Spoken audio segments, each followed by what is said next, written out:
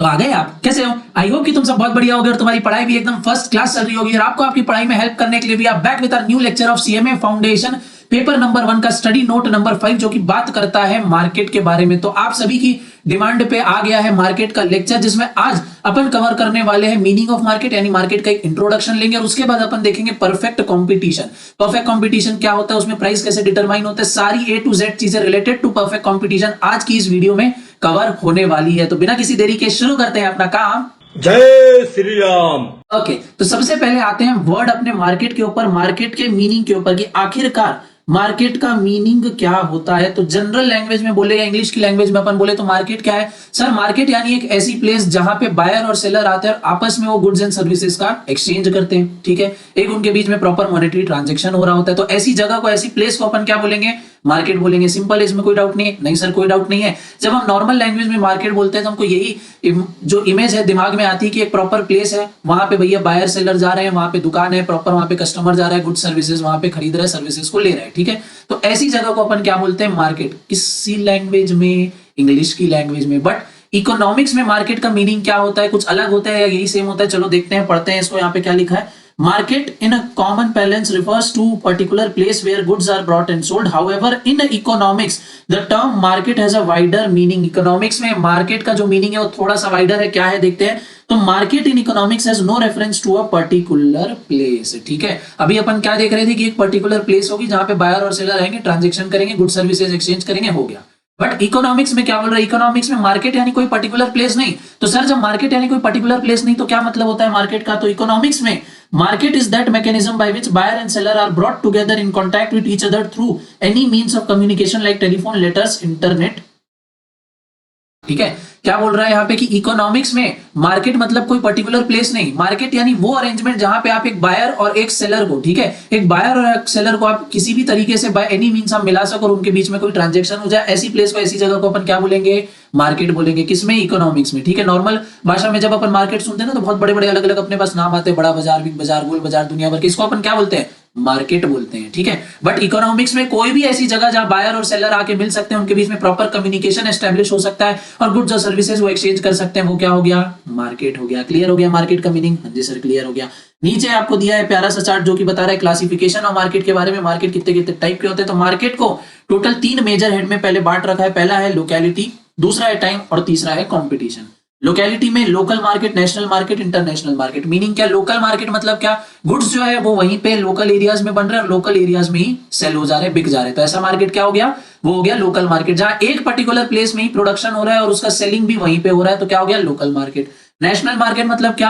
एक नेशन के अंदर गुड्स एक जगह बन रहे हैं, बिक दूसरी जगह रहे हैं। जैसे दिल्ली में कोई गुड्स बन रहे हैं, मुंबई में बिक रहे हैं, तो क्या हो गया? National market. इंटरनेशनल मार्केट मतलब एक कंट्री से दूसरी कंट्री में, जर्मनी में कोई गुड्स बन रहा है, इंडिया में आके बिक रहा है, इंटरनेशनल मार्केट। कोई डाउट है इसमें? नहीं है सर, कोई डाउट नहीं है। यहाँ पे अपने को बस देखना है कि जो प्रोडक्शन हो रहा है गुड्स का वो कहाँ हो रहा है और उस जो उनका सेलिंग हो रहा है वो कहाँ हो रहा है। अगर एक ही एरिया में हो रहा है, लोकल एरिया मार्केट। एक कंट्री के अलग अलग एरियाज में हो रहा है, नेशनल मार्केट। 2 कंट्रीज के बीच में हो रहा है, इंटरनेशनल मार्केट। सिंपल हो गया। अब टाइम के बेसिस पे क्या है? वेरी शॉर्ट मार्केट, शॉर्ट और लॉन्ग। ठीक है, तो वेरी शॉर्ट यानी जो अपन देखते हैं डेली वेजेस, ठीक है, डेली अपने को देखने को जो मिलते हैं मार्केट। ठीक है, जो सब्जी वाले आ गए, फ्रूट्स वाले आ गए, आज अपना फ्रूट्स लेके आए, आज बेचे, खत्म हो गया, वेरी शॉर्ट। शॉर्ट पीरियड क्या हो गया? जो थोड़ा सा लंबे टाइम के लिए चलेंगे, जैसे जो सीजनल वाली जो चीजें होती हैं, जैसे ठंड आएगी तो वापस से क्या हो जाएगा? स्वेटर और ये सब अपना बिकना चालू हो जाएगा। बट कितने टाइम के लिए? शॉर्ट टाइम के लिए। साल भर तो स्वेटर वगैरह बिकते नहीं, क्योंकि साल भर कोई खरीदता नहीं है। बट जब ठंड आएगी तब 2-3 महीने के लिए स्वेटर वगैरह बिकना चालू हो जाएंगे। या जब रेनी सीजन आएगा तो रेनकोट वगैरह बिकना चालू हो जाएंगे। तो रेनकोट के लिए एक अलग से मार्केट लगेगा जो कुछ टाइम के लिए रहेगा, 1 महीना, 2 महीना, 3 महीना। तो उस मार्केट को क्या बोलेंगे? Short time market. फिर लॉन्ग, जो सालों साल चलते हैं। ठीक है, ऐसे गुड्स और सर्विसेज जो हमको सालों साल चाहिए, जो सालों साल मार्केट में बिकते हैं, वो क्या हो गए? लॉन्ग मार्केट के अंदर आ जाएंगे। नेक्स्ट है अब कंपटीशन के बेसिस पे जो अपना पूरा का पूरा चैप्टर ही अब अपना इसके ऊपर डिस्कशन करना है। लोकेलिटी और टाइम तो एकदम इजी है, कुछ खास ज्यादा इसमें डिस्कस करने लायक नहीं है। बट कंपटीशन 2 पार्ट, क्या क्या? परफेक्ट और इम्परफेक्ट। इसी के बारे में हमको ये पूरे चैप्टर में स्टडी करनी है। बट टेंशन लेने की कोई बात नहीं है। थोड़ा सा 1-2 साल पीछे जाओगे ना, क्लास 11th में माइक्रो इकोनॉमिक्स में ऑलरेडी तुमने मार्केट के बारे में perfect market, monopoly, duopoly, oligopoly, monopolistic सब तुमने पढ़ रखा है। बस अपने को रिवाइज करना है, 2-4 चीजें और नहीं सीखनी और अपना काम इजीली खत्म हो जाएगा। ठीक है, तो कंपटीशन के बेसिस पे कितने मार्केट? 2, परफेक्ट और इम्परफेक्ट, जिसमें आज अपन पूरा कंप्लीट करेंगे परफेक्ट मार्केट को। इम्परफेक्ट मार्केट को अपन दूसरे लेक्चर में लेने वाले हैं। ठीक है, तो बढ़ते हैं सीधा अपन परफेक्ट मार्केट पे।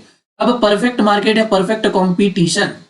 ठीक है, अब इस परफेक्ट क्यों है और इसमें होता क्या है इसको देखते हैं। तो परफेक्ट कंपटीशन यानी ऐसा मार्केट सिचुएशन जहां पे लार्ज नंबर ऑफ बायर्स और सेलर्स हैं, किसके, होमोजीनस प्रोडक्ट के। ठीक है, क्या बोल रहे हैं यहाँ पे, परफेक्ट कंपटीशन यानी ऐसा मार्केट जहां पे बायर्स भी बहुत ज्यादा है, सेलर्स भी बहुत ज्यादा है, किसके, होमोजीनस प्रोडक्ट के। सर होमोजीनस प्रोडक्ट मतलब, होमोजीनस प्रोडक्ट मतलब सिमिलर काइंड के प्रोडक्ट, ठीक है, सेम नेचर के प्रोडक्ट, प्रोडक्ट में कोई भी चेंज नहीं होगा, सेम सेम प्रोडक्ट है जो बहुत सारे लोग मैन्युफैक्चर कर रहे हैं और बहुत सारे लोग यहाँ पे खरीद भी रहे हैं। तो ऐसा मार्केट क्या हो गया, परफेक्ट कॉम्पिटिशन मार्केट हो गया। ठीक है, दूसरा point, the price of the product is determined by the industry with the forces of demand and supply, and no individual firm is able to influence the market price since all the buyers have access to the full knowledge of the price at which the trading is currently taking place। तो क्या बोल रहे हैं यहाँ पे, दूसरा point यहाँ पे ये बोल रहा है कि जो प्राइस है किसी भी प्रोडक्ट का, ये कैसे डिसाइड होगा, डिमांड और सप्लाई फोर्सेस के हिसाब से डिसाइड होगा। और कोई भी इंडिविजुअल या कोई भी फर्म के पास इतनी पावर नहीं है कि वो पूरे मार्केट के प्राइस को कंट्रोल कर सके, पूरे मार्केट के सिनेरियो को चेंज कर दे। क्यों,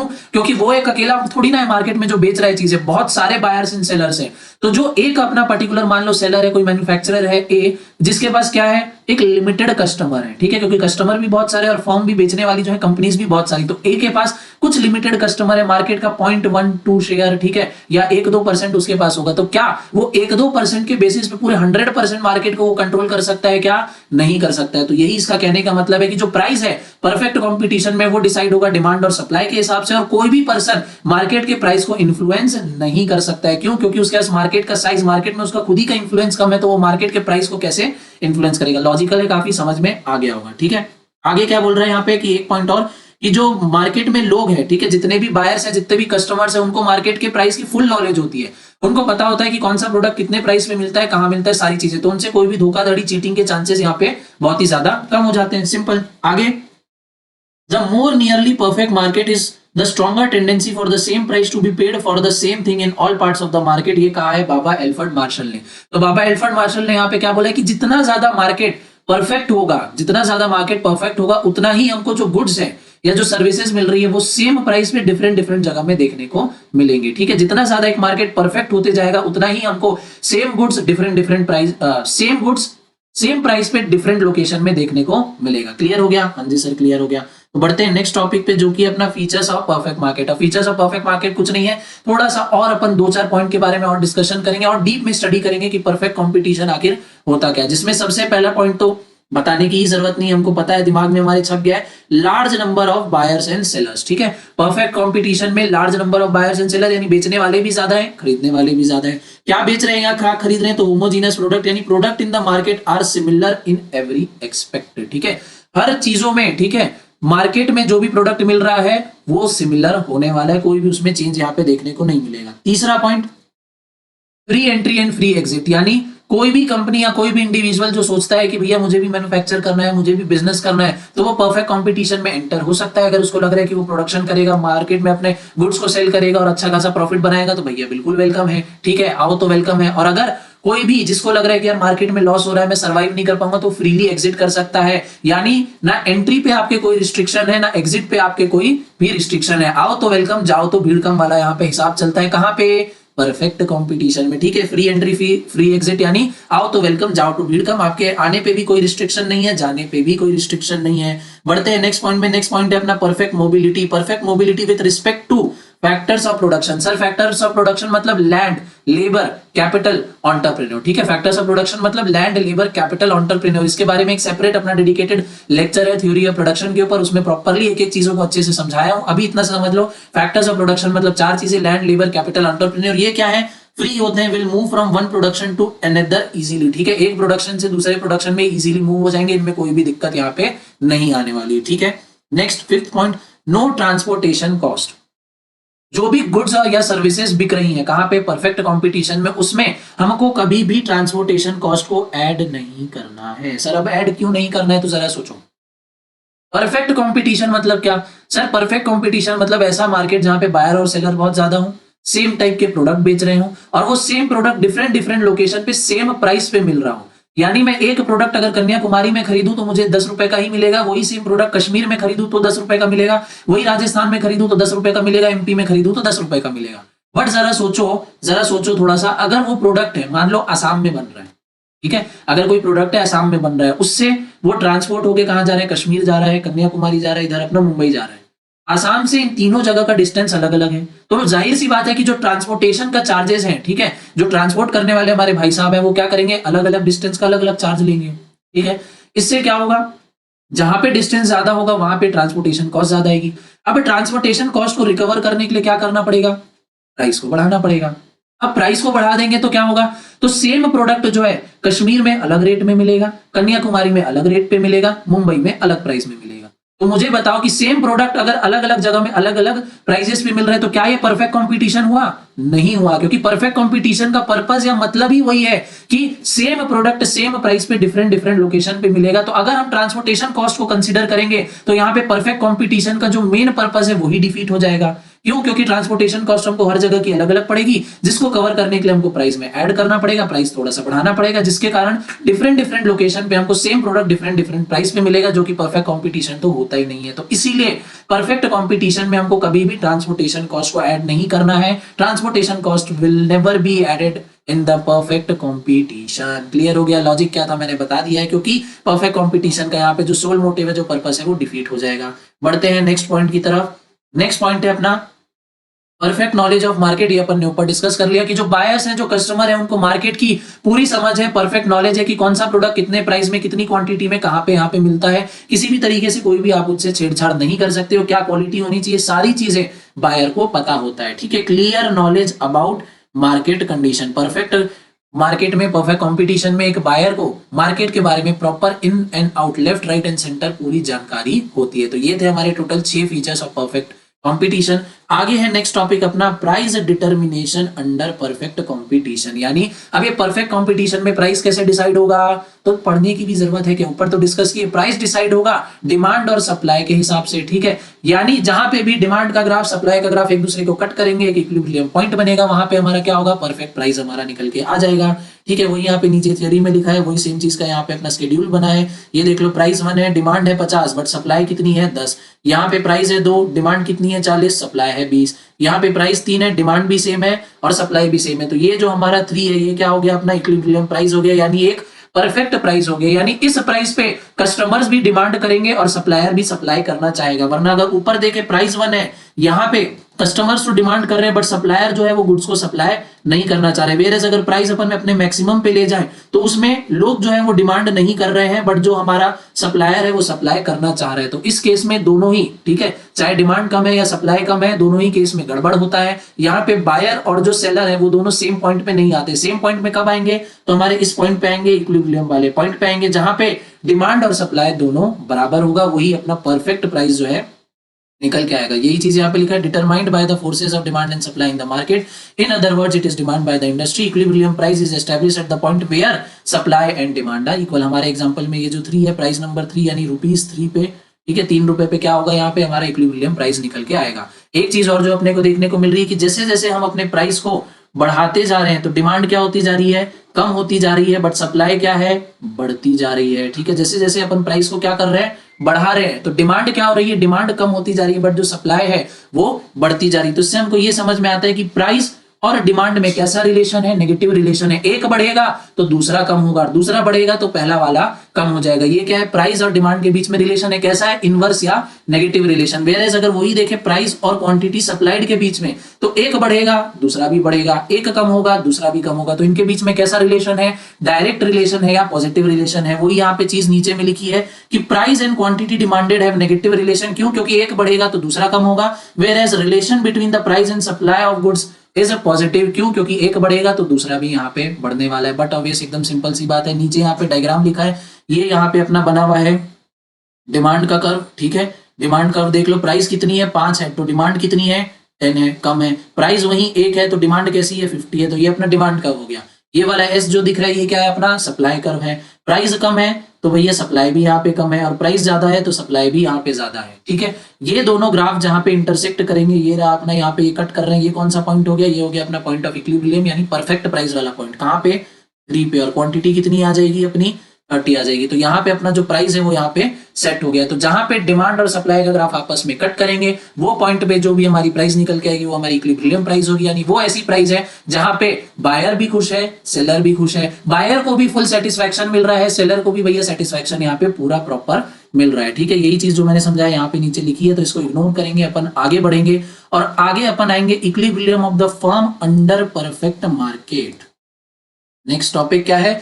equilibrium of the firm under perfect market की। परफेक्ट मार्केट में फर्म का इक्विलिब्रियम कैसे आएगा? तो सबसे पहले इक्विलिब्रियम मतलब क्या हमको समझना होगा, क्या है equilibrium? Means constant or unchanged position. The firm reaches the equilibrium position when it gets maximum output. firm equilibrium पे तब पहुंचेगी जब उसको maximum output मिलेगा। और वो सिचुएशन कब आएगी? तो दो चीजें जो है वो सेटिस्फाई होनी चाहिए। ठीक है, दो कंडीशन जो है वो सेटिस्फाई होनी चाहिए। कौन कौन सी? सबसे पहला MC is equal to MR, यानी marginal cost is equal to marginal revenue, पहली कंडीशन। दूसरी कंडीशन की MC curve, marginal cost curve cuts the MR curve from below. ठीक है, दो कंडीशन अभी याद रख लो इक्विलिब्रियम में आने के लिए। क्या क्या? कि एक तो मार्जिनल जो कॉस्ट है वो इक्वल होना चाहिए मार्जिनल रेवेन्यू के, कॉस्ट इक्वल होना चाहिए रेवेन्यू के, और दूसरा जो कॉस्ट का कर्व है वो मार्जिनल रेवेन्यू के कर्व को काटेगा कहां से? नीचे से काटेगा। देखो यहाँ पे डायग्राम में लिखा हुआ है, ये देखो डायग्राम, ये क्या जा रहा है अपना?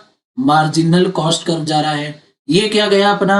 मार्जिनल रेवेन्यू गया। ठीक है, मार्जिनल कॉस्ट और मार्जिनल रेवेन्यू यहाँ पे गया। अब इस पोजीशन पे अगर देखें अपन तो MC is equal to MR है। ठीक है, इस पोजीशन पे भी MC is equal to MR है, यानी यहाँ पे भी हमारा इक्विलिब्रियम आ रहा है, यहाँ पे भी अपना इक्विलिब्रियम आ रहा है। बट फर्म को मजा कौन सी पोजीशन पे आएगा? तो फर्म को मजा आएगा ये वाली पोजीशन पे। क्यों? क्योंकि यहाँ पे MC is equal to MR है, पहली कंडीशन फुलफिल हो गई। दूसरी वाली की MC है वो MR को कट करेगा बिलो से, तो यहाँ से देखो ये जो MC है यहाँ नीचे से जा रहा है, MR के नीचे से कट करते हुए जा रहा है। तो ये वाला जो पॉइंट है यहाँ पे फर्म को मजा आएगा। सर यहाँ पे मजा क्यों नहीं आएगा? तो सोचो यहाँ पे जो है ये MC डाउनवर्ड जा रहा है। ठीक है, डाउनवर्ड नीचे जाते जा रहा है, जो कॉस्ट है वो नीचे जाती जा रही है, और यहाँ पे एक राइज यहाँ पे देखने को मिल रहा है। तो इसीलिए इस पोजीशन पे हमारी जो दोनों कंडीशंस है वो सेटिस्फाइड होंगी, और यहाँ पे हमारे जो प्रोड्यूसर है उनको बहुत ज्यादा यहाँ पे मजा आने वाला है। क्यों? क्योंकि MC is equal to MR भी हो गया, और MC जो है वो कट कर रहा है। ठीक है, यहाँ पे है मार्केट भैया, यहाँ पे नीचे जा रहा है और यहाँ पे अपवर्ड जा रहा है, ऊपर जा रहा है। तो कोई भी चाहेगा कि वो ऊपर जाए, ग्रोथ मिले उसको जीवन में, नीचे जाना कोई भी नहीं चाहेगा। तो इसीलिए इस पोजीशन में जो MC है वो MR को ऊपर से कट कर रहा है, तो यहाँ पे अपना इक्विलिब्रियम फॉर्म जो है वो नहीं लेंगे। यहाँ पे अपना बेस्ट सुटेबल पॉइंट आएगा जब MC is equal to MR भी है और MC कर्व MR को ऐसे नीचे से काट रहा है। ठीक है, कैसे? नीचे से यहाँ पे काट रहा है। वही चीज यहाँ पे लिखी हुई है थियरी में कि MR यानी मार्जिनल रेवेन्यू कर्व, यहाँ पे ये ऐसा इवन पे ये सब लिखा हुआ है। अब अपन देखेंगे types of equilibrium. Types of equilibrium यानी दो टाइप, पहला शॉर्ट पीरियड, दूसरा लॉन्ग पीरियड। इंपॉर्टेंट बात ध्यान में रखने वाली ये है कि शॉर्ट पीरियड में किसी भी फर्म को या तो प्रॉफिट होगा या तो लॉस होगा। ठीक है, शॉर्ट पीरियड टाइम में, ठीक है, शॉर्ट पीरियड इक्विलिब्रियम में किसी भी फर्म को प्रॉफिट होगा, दैट इज एबनॉर्मल प्रॉफिट होगा, या उनको लॉसेस होंगे। वेयर एज लॉन्ग रन में, but in long period equilibrium it gets only normal profit. Normal profit यानी ऐसी सिचुएशन जहां आपको नो प्रॉफिट नो लॉस होगा। तो शॉर्ट पीरियड में ध्यान रखना, MCQ बन जाएगा, बहुत ध्यान से सुनना इस चीज को, कि शॉर्ट पीरियड इक्विलिब्रियम में फर्म को क्या होगा? एबनॉर्मल प्रॉफिट यानी प्रॉफिट हो गया या लॉसेस हो जाएंगे। वेयर एज लॉन्ग रन में फर्म को होंगे नॉर्मल प्रॉफिट मतलब नो प्रॉफिट नो लॉस। अब कैसे होता है ये आइए समझते हैं इसको। सबसे पहला एबनॉर्मल प्रॉफिट, तो एबनॉर्मल प्रॉफिट का यहाँ पे चार्ट बना हुआ है। क्या चार्ट है? यहाँ पे ये अपना MR AR की लाइन हो गई, ये अपना MC कर्व हो गया, यहाँ पे नीचे से काटते हुए गया, ये अपना AC कर्व हो गया, AC यानी एवरेज कॉस्ट। ठीक है, अब ये यहाँ पे इस तरीके से हमारा डायग्राम बना है, इसको अब अच्छे से अपन धीरे धीरे करते हैं। अपन ने देखा अभी ऊपर कि फर्म का इक्विलिब्रियम कहाँ आएगा? जब MC is equal to MR हो जाएगा और जो MC है वो MR को बिलो से कट करेगा। तो यहाँ पे देखो, मैं बताओ कि कौन सी ऐसे पॉइंट यहाँ पे हमको देखने को मिल रहा है जहां पे दोनों कंडीशन सेटिस्फाई हो रही है। तो हम देखेंगे ये जो पॉइंट यहाँ पे Q है, यहाँ पे MC और MR बराबर है, और यहाँ पे MC जो है वो MR को ऐसे नीचे से कट कर रहा है। तो इस पॉइंट पे दोनों कंडीशन हमारी सेटिस्फाई होगी, यानी ये जो Q है यहाँ पे अपना इक्विलिब्रियम निकल के आ गया। ठीक है, अब उसी Q के लेवल पे अपन देखेंगे कि AC जो है वो कहां से जा रहा है।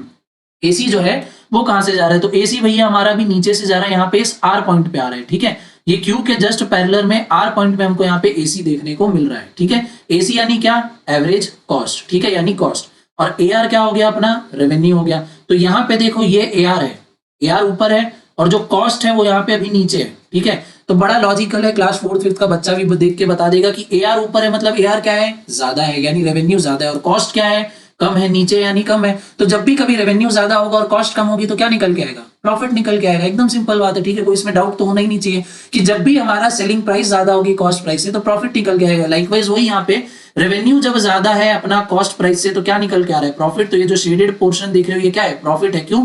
क्योंकि यहाँ पे जो हमारी कॉस्ट लग रही है वो कम है और जो हमारा रेवेन्यू अर्न हो रहा है वो ज्यादा है, तो इसके बीच का ये जो यहाँ पे डिफरेंस है वो क्या है? प्रॉफिट है हमारा। ठीक है, कोई दिक्कत नहीं सर? कोई दिक्कत नहीं। अब इसी को अगर अपन उल्टा कर दे, इसी को उल्टा कर दे, ये देखो ये यहाँ पे ऐसा ग्राफ बन गया, ये अपना ARMR हो गया, ये अपना गया यहाँ पे MC कर्व। ठीक है, ये क्या हो गया? ये अपना MC कर्व हो गया यहाँ पे, ये अपना AR यहाँ पे लिख देता हूँ। ठीक है, ये अपना AR हो गया। अब AC कर्व को जाना है। अभी जब अपने को प्रॉफिट चाहिए था तो क्या था? रेवेन्यू ऊपर था, कॉस्ट नीचे थी। अब अगर लॉस कर रहे हैं तो कॉस्ट ज्यादा होगा, तो ये लो भैया कॉस्ट को मैं ये ऊपर से कर दिया। कॉस्ट क्या है? ऊपर हो गई, और जो रेवेन्यू है अपना वो नीचे हो गया। तो ये जो अब एरिया अपना बनेगा ऐसा, ठीक है, ये एरिया जो यहाँ पे बन गया ये क्या है? लॉस का एरिया। ठीक है, विश्वास नहीं होता तो ये लो भैया नीचे देख लो, यहाँ पे इक्वेशन पे भी अपन आएंगे, पहले यहाँ पे लॉस समझ लो। ये देखो रेवेन्यू नीचे, कॉस्ट ऊपर। अब ये जो अपने को एरिया देखने को मिल रहा है ये क्या है? अपना लॉस है। ठीक है, क्लियर हो गया। यानी जब भी कभी कॉस्ट ज्यादा होगी रेवेन्यू कम होगा तो लॉस होगा। बट ऑब्वियस बात है, वही चीज को यहाँ पे डायग्राम के थ्रू से रिप्रेजेंट करके बता दिया है। ठीक है, वही अपन ने ऊपर देखा प्रॉफिट कि यहाँ पे रेवेन्यू ज्यादा है कॉस्ट कम है तो अपने को क्या हो रहा है? प्रॉफिट। अब इक्वेशन क्या है? तो इक्वेशन ये रहा भैया, अब normal profit total revenue minus total cost. ठीक है, टोटल रेवेन्यू कैसे निकलेगा? तो Q इंटू पी करेंगे, दैट इज AR, और माइनस करेंगे Q इंटू AC। ठीक है, Q इंटू पी यानी Q इंटू एवरेज रेवेन्यू और Q इंटू AC करेंगे। तो Q इंटू पी क्या रहा है? OM into OP। कहाँ क्या हो गया? OM into OP। ये हो गया OM, ये हो गया अपना OP ऊपर वाला। ठीक है, OM into OP minus OM into OS, यहीं तक है देखो, OM इंटू OS। तो इससे क्या बनेगा? OM इंटू OP करेंगे तो बनेगा अपना OPQM। OPQM यानी ये वाला डब्बा बड़ा वाला, OP, ये Q, ये M। ठीक है, एक बड़ा डब्बा यहाँ पे बना है, यहाँ पे दिखा देता हूँ। ये बड़ा डब्बा अपना क्या हो गया? OPQM। दूसरा यहाँ पे क्या बन रहा है? OM और OS को मल्टीप्लाई करने से OSRM। तो OS ये हो गया, OS ये व्हाइट वाला, ये हो गया R यहाँ पे, और ये हो गया M। ठीक है, इसके अंदर में ये इस तरीके से। ठीक है, ये बड़ा वाला क्या हो गया? OPQM, छोटा वाला क्या हो गया? OSRM। तो अब यहाँ पे बड़े वाले डब्बे में से छोटा वाला डब्बा माइनस करेंगे तो अपना क्या निकल के आएगा? प्रॉफिट निकल के आएगा। इतने बड़े डब्बे में से अगर हम ये वाली पोर्शन हटा दे, ये वाला पोर्शन अगर हम हटा दे तो अपने को क्या मिलेगा? ये मिलेगा। यही क्या है अपना प्रॉफिट। प्रॉफिट क्या है? PSQR। देखो आंसर वही आना चाहिए, ये रहा आंसर है PQRS। ठीक है, PQRS जो है अपना आंसर है, दैट इज एबनॉर्मल प्रॉफिट। इस तरीके से अपना प्रॉफिट निकल गया। ठीक, वैसे ही लॉस, ये देख लो यहाँ पे loss, total cost minus total revenue, जहां पे अब बड़ा वाला डब्बा है अपना ये। ठीक है, अब और एक ही अपना हो गया ये छोटा डब्बा। अब ये जो छोटा डब्बा ये है अपना रेवेन्यू का डब्बा, ये पूरा जो बड़ा डब्बा है ये क्या है? अपना कॉस्ट का डब्बा। अब इतने बड़े कॉस्ट के डब्बे में से इतना रेवेन्यू हटा देंगे तो क्या बचेगा? ये वाला बचेगा, जो कि क्या है? लॉस है। तो लॉस क्या है? PSR, और ये Q का जो यहाँ पे बना है PQRS, ये अपना लॉस हो गया यहाँ पे। क्लियर हो गया? ठीक है सर, क्लियर हो गया। अब आते हैं नॉर्मल प्रॉफिट पे। नॉर्मल प्रॉफिट यानी ऐसी सिचुएशन लॉन्ग पीरियड में ही अपने को देखने को मिलेगी। कैसी सिचुएशन? जहां पे कोई भी प्रॉफिट नहीं होगा ना कोई भी लॉस होगा। अभी तक अपन ने देखा रेवेन्यू ज्यादा कॉस्ट कम, तो यहाँ पे प्रॉफिट निकल के आया था। कॉस्ट ज्यादा रेवेन्यू कम, तो यहाँ पे लॉस निकल के आया था। अब नो प्रॉफिट नो लॉस यानी जब रेवेन्यू और जो कॉस्ट है वो बराबर हो जाएंगे। ठीक है, तो यहाँ पे ना तो कोई भी अपने को प्रॉफिट मिलेगा ना यहाँ पे कोई भी हमको लॉस देखने को मिलेगा। बिल्कुल नो प्रॉफिट नो लॉस की यहाँ पे सिचुएशन बनेगी। डायग्राम देख लो कैसा है। ये देखो, ये क्या है? ये वही है अपना MR और AR। ये लॉन्ग है। ठीक है, लॉन्ग पीरियड में तो यहाँ पे L ऐड हो गया। लॉन्ग रन में अपना मार्जिनल रेवेन्यू और एवरेज रेवेन्यू। ये अपना क्या जा रहा है? MC कर्व जा रहा है। कौन सा? लॉन्ग रन वाला, तो LMC हो गया। ये अपना एवरेज कर्व जा रहा है। ठीक है, एवरेज कर्व ये LAC। ठीक है, ये लॉन्ग रन एवरेज कर्व है। तो ये देखो MC कर्व MR को कहाँ पे काट रहा है? यहीं पे काट रहा है। उसी सेम पोजीशन पे हमारा AC कर्व भी यहीं पे आ रहा है। तो यहाँ पे हमको किसी भी तरीके का कोई भी मार्जिन देखने को नहीं मिल रहा है। सेम पोजीशन पे जहां MC कर्व AR को कट कर रहा है, उसी सेम पोजीशन पे जो AC कर्व है वो भी अपना AR को कट कर रहा है। तो यहाँ पे ना कोई भी हमको प्रॉफिट देखने को मिल रहा है ना कोई भी हमको लॉस देखने को मिल रहा है। तो इस सिचुएशन को अपन बोलते हैं नॉर्मल प्रॉफिट। इस सिचुएशन को अपन बोलते हैं नॉर्मल प्रॉफिट, यानी कोई भी प्रॉफिट नहीं होगा ना कोई भी अपने को लॉस होगा। ठीक है, जितना हमारा खर्चा होगा उतना पूरा का पूरा यहाँ पे रिकवर हो जाएगा। कब? लॉन्ग रन में। ध्यान रखना, शॉर्ट रन में प्रॉफिट भी होगा जिसको बोलते हैं नॉर्मल प्रॉफिट, लॉस भी होगा, बट लॉन्ग रन में नो प्रॉफिट नो लॉस जिसको क्या बोलते हैं? नॉर्मल प्रॉफिट हमको देखने को मिलेगा। किसमें? परफेक्ट कंपटीशन के अंदर में ग्राफ तीनों का मैंने एक्सप्लेन कर दिया है। फिर भी कोई भी डाउट होगा कमेंट सेक्शन में पूछ लेना, इंस्टाग्राम पे मैसेज कर देना, कोई दिक्कत नहीं है, मैं आपको रिप्लाई जरूर कर दूंगा। नेक्स्ट टॉपिक जो अपने को यहाँ पे दिख रहा है इम्परफेक्ट कंपटीशन, जो हम आज कवर नहीं करने वाले हैं, इसको अपन कवर करेंगे किसी नेक्स्ट पार्ट में। आज का जो हमारा टारगेट था मार्केट को समझना, उसका प्रॉपर इंट्रोडक्शन लेना और परफेक्ट कंपटीशन को पूरा खत्म करना, वो पूरा हमारा हो चुका है। इसी के साथ आज की इस क्लास को मैं यहीं पे करता हूं और खत्म। और आपसे मैं बोलता हूं bye bye, tata, goodbye. मिलूंगा आपसे नेक्स्ट क्लास में एक और नए टॉपिक के साथ, बट तब तक के लिए तो लाइक और शेयर ठोक दीजिए, महाकाल का दबाकर लाइक और शेयर ठोक दीजिए। 5000 लौटे दिख जाना चाहिए। ये 4000 के लिए मैं यहाँ पे नहीं खड़ा हूँ, पूरा साल मेहनत करता हूँ आपके लिए बेटा। ऐसा नहीं चलेगा, ऐसा नहीं चलेगा। लाइक ठोकी दबा के, लाइक ठोकी।